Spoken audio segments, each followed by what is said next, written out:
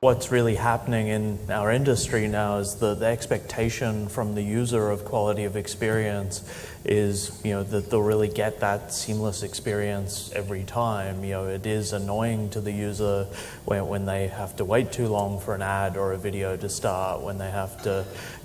deal with a rebuffer event, and that's really then when you're risking losing your users, losing your revenue and your impressions and anything else like that. So I think really it's something that's evolving for us, but we're certainly moving towards a lot of prioritization around being able to monitor every stream, being able to really focus on sort of measuring from the client side, what that experience is that the user is having. And then also moving towards sort of putting appropriate tooling in place to ensure that we have ways of understanding what's happening with all the different pieces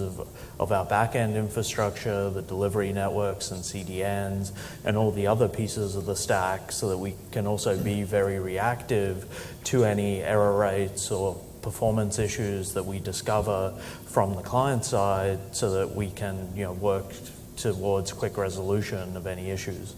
As a CDN, it's a bit where we need to get to standards bodies, and we need to get to standard way to think about this and standard measures, so that we're talking about the same things. Because a lot of times when we talk to our customers about rebuffering, the way they measure it and how they look at it and really the math that goes behind it is actually different between them. It's not a thing called rebuffering metric that I can talk to two different customers about and have the same answer on. And I think it's super important. I think the other thing to mention and to take into context when we talk about quality and networking,